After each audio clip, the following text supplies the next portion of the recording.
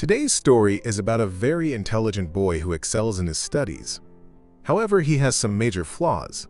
He doesn't talk to anyone, avoids meeting people, and has no friends. Seeing this, his parents come up with a unique solution. They hire a girlfriend for him. But what happens after that is something no one could have expected. Let's dive into the story.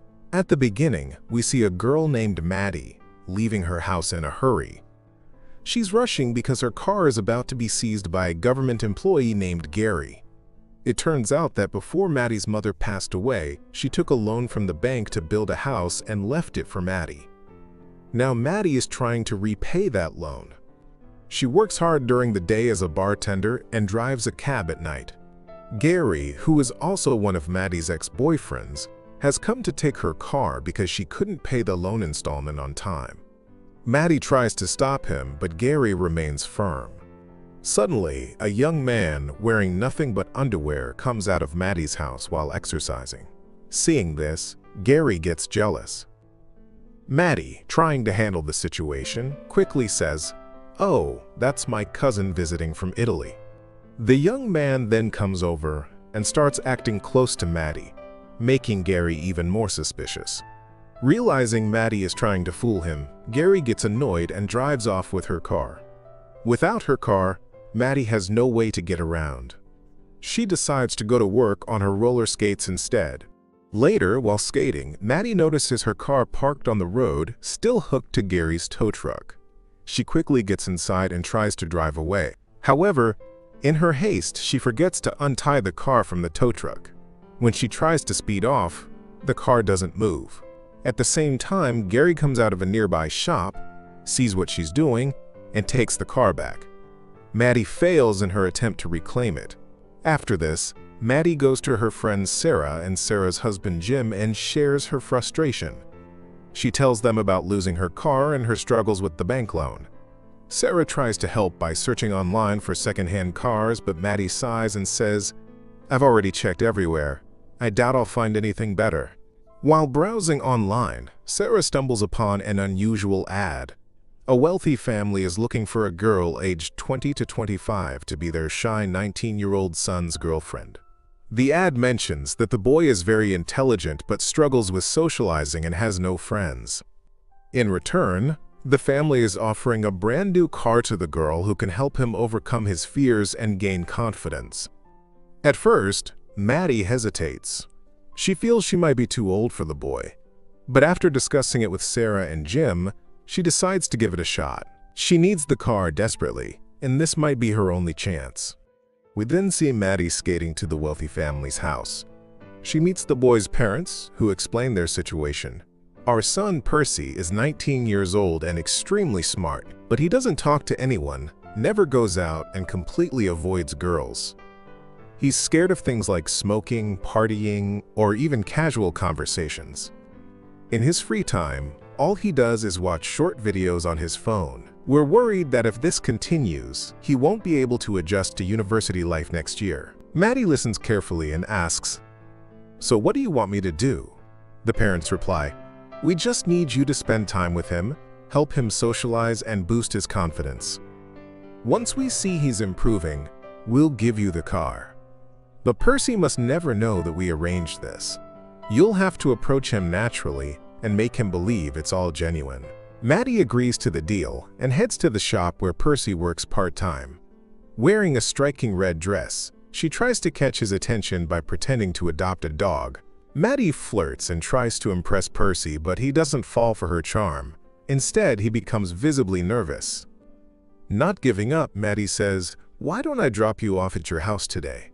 Percy hesitates and declines, but Maddie insists, picking up his bicycle and putting it in her van.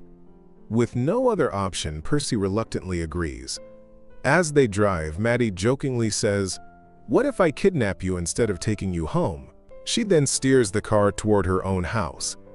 Percy gets scared, and as soon as the car stops, he sprays pepper spray on Maddie's face. Maddie gets out and says, "I was just joking. If I had kidnapped you, why would I bring you to my house?" Hearing this, Percy realizes his mistake.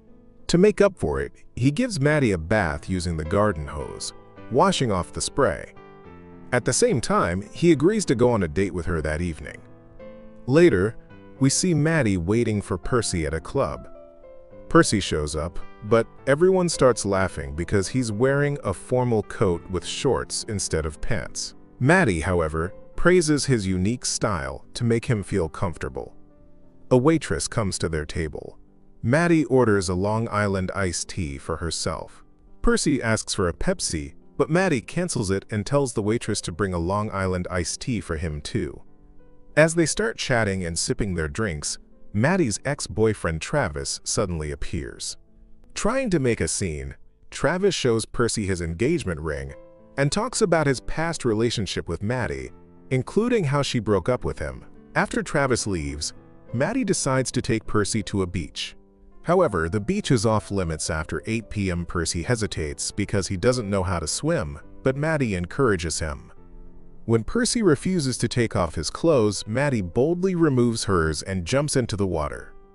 Feeling pressured, Percy also removes his clothes and joins her. While they're in the water, a group of people sneaks in, steals their clothes, and starts walking away. Furious, Maddie storms out of the water, beats them up, and retrieves their clothes. She goes back into the water and tries to get close to Percy. But Percy, feeling uncomfortable, says, "I feel strange doing this. I don't really know you yet." Annoyed by his response, Maddie storms out, sits in her car, and prepares to leave. Percy tries to get in, but Maddie refuses. She tosses his clothes out but keeps his phone, forcing Percy to hang on to the car without clothes. Despite this, Maddie drives off, and Percy clings to the vehicle. The situation becomes chaotic when the police notice and start chasing them. To escape, Maddie drives recklessly and narrowly avoids a major accident as a train speeds past them. Later, at Maddie's house, she tries to lighten the mood by playing songs to get Percy's attention, but he still doesn't fully understand her intentions. Suddenly, Percy starts feeling itchy and notices rashes. Maddie helps him by applying medicine. During this time, they start talking, and Percy apologizes, saying, "Maybe it's my zodiac sign acting up. Things just didn't work out today. Let's try again tomorrow." Maddie agrees. The next day, Maddie and Percy meet again. They go to various places, have fun, and spend quality time together. Sitting in a quiet spot, they have a heartfelt conversation. Maddie opens up about her family and how her father never accepted her. Percy listens attentively, and after a while, they share a kiss. While there, they meet Percy's friend Jody. Jody and Maddie chat for a bit. But when Percy steps away, Jody warns Maddie, "What are you doing with him? He's just a kid. I know girls like you don't think his parents' money is his. If anything happens to Percy because of you, I won't let it slide." In the next scene, Percy and Maddie dress up and go out for dinner. At Maddie's encouragement, Percy gets on stage, plays the piano, and sings a song. His performance impresses everyone, and they cheer and clap for him. Afterward, Percy's friend Natalie approaches and invites him to a party, saying, "It's going to be so much fun. We'll both be at university soon." Percy excitedly agrees. After she leaves, he tells Maddie, "She's such a nice girl. We'll go to the party together. I'm also getting my driving license." Smiling, he adds, "I'm getting a license so I can drive myself on weekends and come meet you." It's clear from his expression that Percy is getting deeply attached to Maddie, and Maddie is starting to realize it too. After dinner, they leave the restaurant. In the car, Percy starts drinking and suddenly confesses to Maddie, "I'm ready for you now. I've fallen in love with you, and I want to get intimate with you." Maddie, trying to handle the situation delicately, says, "You've had a drink, and in this state, you won't enjoy your first time. Let's save it for another day." But deep inside, Maddie feels terrible. She remembers the deal she had with Percy's parents, that she's only with him because of an agreement. Percy, unaware of all this, is taking things very seriously, and Maddie begins to feel guilty about playing with his emotions. The next day, Percy confidently tells his parents, "I'm getting my driving license now." His parents are thrilled to hear this, but then Percy adds, "I have a new girlfriend named Maddie, and I don't want a long-distance relationship with her." So I'm not going to university anymore. I'm grown up now and can make my own decisions. Afterward, Percy takes his dad's car and drives off. Once he's gone, his parents call Maddie and remind her of their deal. They say, "The deal was that you'd get a car for convincing Percy to go to university. You can take the car now, but just make sure he goes." However, Percy overhears their entire conversation through the car's operating system. He feels deeply hurt and realizes Maddie's feelings for him might not have been genuine. Percy invites Maddie to his house and, despite knowing everything, introduces her to his parents. During dinner, he sarcastically makes fun of Maddie's age and then abruptly leaves the table. Furious, Percy takes the car with the help of his friend and crashes it into a tree. After returning home, Percy storms into his room and asks Maddie to get intimate with him. Maddie agrees, but since it's Percy's first time, it doesn't last long and he becomes short of breath. Afterward, Percy reveals, "A tree has fallen on your car." Maddie immediately understands that Percy knows the truth about the deal. Filled with anger and disappointment, Percy says, "I thought you really liked me, but I was just a joke to you." Maddie pleads, "No, Percy, you're wrong. I really do like you." Despite her explanation, Percy angrily tells Maddie to leave. Maddie returns home heartbroken. She feels guilty for hurting Percy's feelings, while Percy goes back to his old habits, playing games and watching short videos. One day, Maddie gathers the courage to meet Percy again. Maddie follows him, trying to convince him, but Percy is still angry and refuses to listen. He gets into his car, but Maddie doesn't give up. She stands in front of the car, blocking his way. As Percy drives toward the beach, Maddie clings to the car, shouting for him to stop. The car suddenly veers into the sea, and Maddie falls into the water.